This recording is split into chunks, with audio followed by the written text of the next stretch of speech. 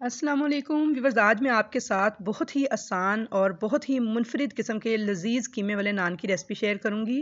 नान हम आज बिल्कुल आसान तरीके से बिना ओवन के बिना तंदूर के तैयार करेंगे तवे पर। आज की इस रेसिपी को हमने लाहौर के एक बहुत ही मशहूर रेस्टोरेंट खान बाबा के स्टाइल में तैयार करने की कोशिश की है और आई होप व्यूअर्स कि अगर आप लोग इस रेसिपी को एंड तक देखेंगे और फॉलो करेंगे तो इंशाल्लाह ताला आपकी फैमिली की फेवरेट रेसिपी बन जाएगी ये, और आप बार बार इस रेसिपी को बनाने पे मजबूर हो जाएंगे।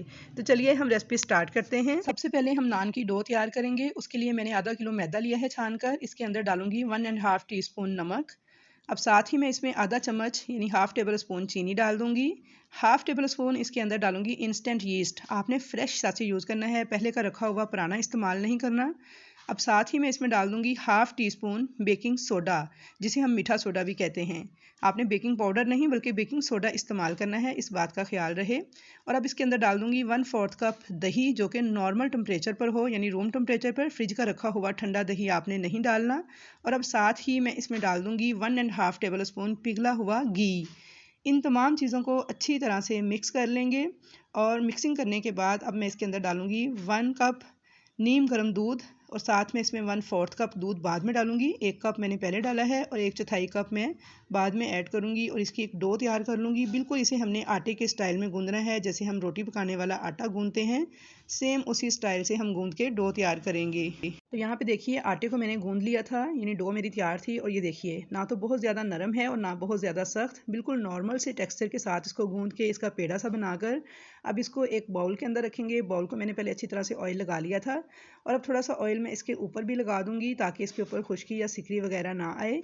और इसे कवर कर देंगे। आप चाहें तो किसी प्लेट वगैरह के साथ या एयर टाइट ढक्कन के साथ भी इसे कवर कर सकते हैं। मैंने इसके ऊपर फ्रेश रैप लगाकर इसे कवर कर दिया है और अब इसे किसी गर्म जगह पर 1 घंटे के लिए छोड़ देंगे। और अगर सर्दी का मौसम हो तो आप इसे किसी हीटर वाले कमरे में छोड़िएगा। तो यहाँ पे जब तक हमारी डो राइज हो रही है हम इसकी स्टफिंग तैयार कर लेते हैं। तो एक पैन के अंदर मैंने 2 टेबल स्पून ऑयल लिया है और इसके अंदर 1 टेबल स्पून लहसुन अदरक का पेस्ट जो है डाल के इसको फ्राई कर लेंगे। हल्का सा इसे गोल्डन कलर आने तक फ्राई करेंगे ताकि लहसुन अदरक की जो एक ख़ास स्मेल होती है वो ख़त्म हो जाए। तो व्यूअर्स यहाँ पे अब अक्सर होता है कि कुर्बानी का गोश्त हो या फिर वैसे गोश्त हो तो उसमें से एक ख़ास महक आती है जो कि खाने में अच्छी नहीं लगती। तो उस महक को दूर करने के लिए जैसे ही देखें लहसुन अदरक के पेस्ट का कलर लाइट सा गोल्डन आया है तो मैं इसके अंदर आधा किलो बीफ का बारीक पिसा हुआ मशीन का कीमा ऐड कर दूंगी। तो यहाँ पे अच्छी तरह से इस लहसुन अदरक के पेस्ट के साथ मैं इस कीमे को फ्राई करूँगी। हाई फ्लेम पर इसे भूनूंगी। इससे क्या होगा कि हमारे गोश्त के अंदर से जो एक ख़ास स्मेल होती है वो ख़त्म हो जाएगी। तो यहाँ पे मैंने इसे 2 से 3 मिनट तक हाई फ्लेम पर अच्छी तरह से भून लिया था।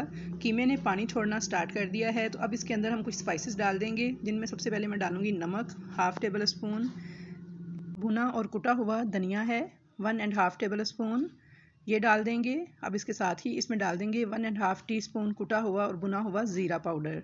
इसके साथ ही मैं इसके अंदर डाल दूंगी कुटी हुई लाल मिर्च 1.5 table spoon. Half tea spoon इसमें हल्दी डाल देंगे और 1 टीस्पून इसमें डाल देंगे गरम मसाला पाउडर। ये घर का पिसा हुआ गरम मसाला पाउडर है जिसमें जायफल और जवित्री वगैरह मौजूद है।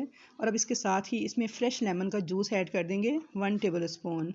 इन तमाम मसालों को अच्छी तरह से मिक्स कर लेंगे और अब इसको बिल्कुल लो फ्लेम पे कवर करके पकाएंगे, इतना कि कीमे का जो पानी है वो अच्छी तरह से ड्राई हो जाए। तो यहाँ पे मैं इसको कवर कर रही हूँ और बिल्कुल लो फ्लेम पे 15 से 20 मिनट तक पका लूँगी। यहाँ पे 15 से 20 मिनट हो चुके थे। कीमे का पानी जो है वो अच्छी तरह से ड्राई हो चुका है और मैंने इसमें कोई भी एक्स्ट्रा पानी शामिल नहीं किया था। कीमे का जो अपना पानी था उसी में ही ये पक के तैयार हुआ है, क्योंकि हमने इसे बिल्कुल बारीक मशीन से चॉप करवाया था। अब इसके अंदर डाल देंगे एक मीडियम साइज़ की प्याज बिल्कुल बारीक चॉप की हुई, 2 से 3 हरी मिर्चें हैं जो कि बारीक काट कर मैंने ऐड की हैं। अच्छी तरह से इनको भी कीमे के साथ भूनते हुए पका लेंगे। तो यहाँ पे देखिए प्याज जब थोड़ा सॉफ्ट हो जाएगा तो अब इस स्टफिंग को हम ठंडा होने के लिए छोड़ देंगे, फ्लेम को ऑफ कर देंगे। यहाँ पे स्टफिंग हमारी ठंडी हो चुकी थी। अब इसके अंदर बारीक कटा हुआ हरा धनिया डाल के इसे अच्छी तरह से ठंडा होने के लिए मैं एक साइड पे छोड़ दूंगी। याद रहे कि स्टफिंग को हमने मुकम्मल तौर पे ठंडा करके फिर इस्तेमाल करना है। तो दूसरी तरफ देख लेते हैं अब अपनी डो को। तो इसे भी तकरीबन 1.5 घंटा हो चुका था। तो ये देखिए माशाल्लाह से ये कितनी ज़बरदस्त किस्म की राइस हो चुकी है। हाथ के साथ दबा के मैंने इसकी सारी हवा निकाल दी थी और इसे 1 से 2 मिनट मज़ीद नीट किया था। अब इसे एक पेड़े की शक्ल में बाहर निकाल लूँगी काउंटर पे और इसे 4 बराबर हिस्सों में तकसीम कर लूँगी। यानी हमारे आधा किलो मैदे से 4 ज़बरदस्त किस्म के कीमे वाले नान बन के तैयार होंगे। अब इन चारों के मैं पेड़े बना के इन्हें कवर करके थोड़ी देर रेस्ट के लिए रख दूँगी ताकि ये फूल जाएँ। और यहाँ पर मैंने ली है 1 अदद अंडे की जर्दी और इसके अंदर डालूँगी 3 से 4 चम्मच दूध। अच्छी तरह से मिक्स करके इसको एक साइड पर रखूँगी। इसे हम नान बनाते वक्त इस्तेमाल करेंगे। और अब यहाँ पे मैंने लिया है पिघला हुआ मक्खन या आप घी भी इस्तेमाल कर सकते हैं, 3 से 4 टेबल स्पून। और अंदर मैंने डाल दिया है थोड़ा सा हरा धनिया। इसे भी मिक्स करके एक साइड पे रखेंगे। स्टफिंग भी हमारी बहुत अच्छे से ठंडी हो चुकी है और पेड़े भी हमारे फूल के डबल हो चुके हैं। ये देख सकते हैं आप, बहुत अच्छे से राइज हुए हैं। अब इनमें से एक पेड़े को उठाऊंगी। थोड़ा सा मैदा मैंने काउंटर पे डस्ट किया है और इसके ऊपर मैं इसे रख के हाथ से प्रेस करते हुए बिल्कुल रोटी की तरह फैला लूँगी।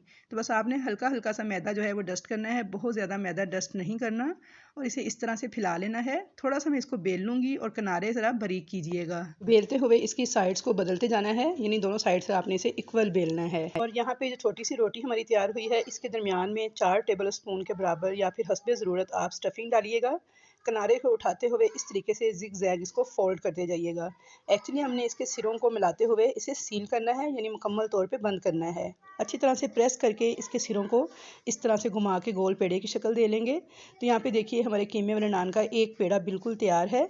अब हम इसे हल्का हल्का सेंटर से प्रेस करते हुए साइडों की तरफ लेकर जाएंगे ताकि स्टफिंग जो है पूरे नान में अच्छे तरीके से फैल जाए। हल्के हाथों से इस तरह से प्रेस करते हुए आपने इसे बढ़ाते जाना है, यानी नान की शेप देते जाना है और इसकी दोनों साइड्स को बारी बारी बदल के फिर प्रेस करना है।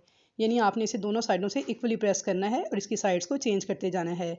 अब हमने जिस साइड इसकी जहाँ पे किनारे सील किए थे वो साइड इसकी नीचे की तरफ रखेंगे और जो सादे वाली साइड है वो इसकी ऊपर की तरफ रखेंगे। और यहाँ पे मैंने एक दूध वाले डोल का ढक्कन लिया है और इसे हल्का सा इस तरह से प्रेस करके एक निशान बना लेंगे। जो बाज़ार वाले होते हैं उनके पास एक सांचा होता है, हमारे पास वो सांचा नहीं है, तो हमने ये देसी जुगाड़ लगाते हुए मैंने ये तरीका इस्तेमाल किया है। तो आई होप आपको बेहद पसंद आएगा और बहुत ही आसान सा तरीका है।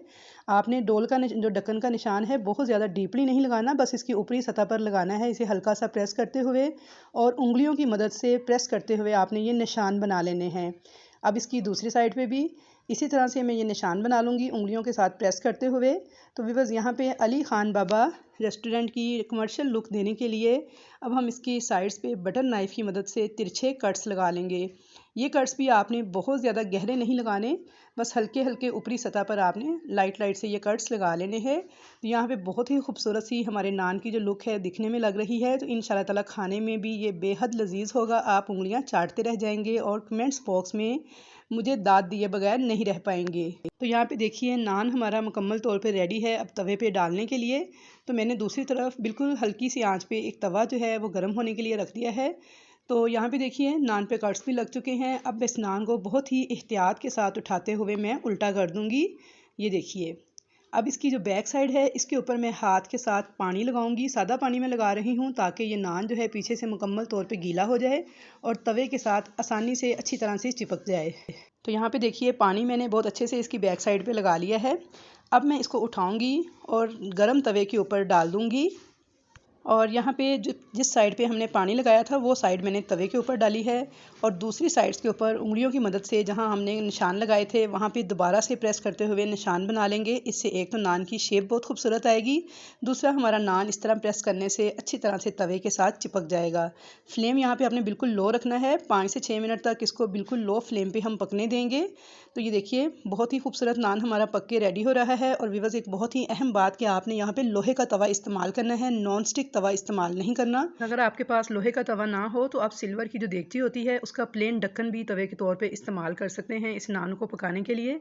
और डालते सार ही सबसे पहले उंगलियों की मदद से आपने प्रेस करके निशान बनाने हैं। उसके बाद फ़ौरन बाद आपने जो अंडे की जर्दी हमने मिक्स करके रखी थी दूध के साथ, इसके ऊपर ब्रश की मदद से वो लगा देनी है। अगर आपको अंडा पसंद नहीं है तो आप सिंपल दूध भी इसके ऊपर लगा सकते हैं। और अब इसके ऊपर छिड़क देंगे थोड़े से सफ़ेद तिल और इसको लो फ्लेम पे पकने देंगे 5 से 6 मिनट तक। फ्लेम को आपने तेज़ नहीं करना, बिल्कुल लो फ्लेम पे इस नान को पकने देना है ताकि अच्छी तरह से ये तवे के साथ चिपक जाए। यहाँ पे नान हमारा बहुत अच्छे से बिल्कुल लो फ्लेम पे 5 से 6 मिनट तक पक रहा था। तो मैंने दूसरी तरफ चूल्हे पर एक अदद कढ़ाई थी मेरे पास पुरानी, जिसे मैंने प्री हीट होने के लिए मीडियम फ्लेम पे रखा हुआ था कवर करके। और इसके अंदर देख सकते हैं आप मैंने एलुमिनियम फॉइल बिछाया हुआ है, लेकिन अगर आप नहीं बिछाएंगे तो ज़्यादा अच्छा नान तैयार होगा। तो यहाँ पे देखिए जो तवा था उसे मैंने इस तरह से कढ़ाई के ऊपर उल्टा करके रख दिया है और कढ़ाई के नीचे मैंने फ्लेम जो सा है मीडियम टू हाई कर दिया है। और यहाँ पर मीडियम टू हाई फ्लेम पर नान को एक बार फिर 8 से 10 मिनट तक पका लेंगे। और इस कढ़ाई के ऊपर जब हम नान को बेक कर रहे होंगे तो आपने दरमियान में 1 से 2 बार नान को ज़रूर चेक कर लेना है। जब नान पर आपकी मर्ज़ी का कलर आ जाए तो आपने इसको उतार लेना है।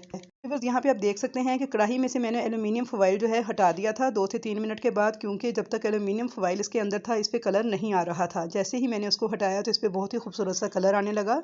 तो इसलिए आप एल्युमिनियम के फॉइल के बगैर ही इस नान को तैयार कीजिएगा। तो यहाँ पे देखिए नान हमारा मुकम्मल तौर पे रेडी हो चुका था। तवा मैंने उतार लिया है कढ़ाई के ऊपर से और अब इस नान को एक फ्लैट चम्मच की मदद से इस तरह से तवे के ऊपर से उतार लेंगे। और अब देसी घी के अंदर जो हरा धनिया मिक्स करके रखा हुआ था वो इसके ऊपर लगा लेंगे ब्रश की मदद से अच्छी तरह से। और जैसे जैसे नान तैयार होते जाएंगे हम इसके ऊपर बटर पेपर रखकर कोई प्लेट रख देंगे ताकि नान जो है हमारे वो सॉफ्ट रहें। यहाँ पे मैं आपको नान की बैक साइड भी चेक करवा देती हूँ। तो ये देखिए माशाल्लाह से कितना खूबसूरत कलर आया है और कितने ज़बरदस्त हमारे नान पक के रेडी हुए हैं। एक मैं आपको काट के अंदर से भी दिखा देती हूँ कि कितने सॉफ्ट, कितने जूसी, मज़ेदार किस्म के कीमे वाले नान हमारे बिना ओवन के, बिना तंदूर के घर पे बहुत ही बेसिक मसालों के साथ मज़ेदार बनके तैयार हुए हैं। आई होप व्यूअर्स कि आपको मेरी कीमे वाला नान बनाने की ये रेसिपी ज़रूर पसंद आएगी। रेसिपी को फॉलो कीजिएगा और कमेंट्स बॉक्स में अपना फीडबैक देना मत भूलिएगा। तो इंशाल्लाह ताला मुलाकात होगी आपके साथ एक अच्छी और नई रेसिपी के साथ। तब तक के लिए मुझे दीजिए इजाज़त। अल्लाह हाफिज़।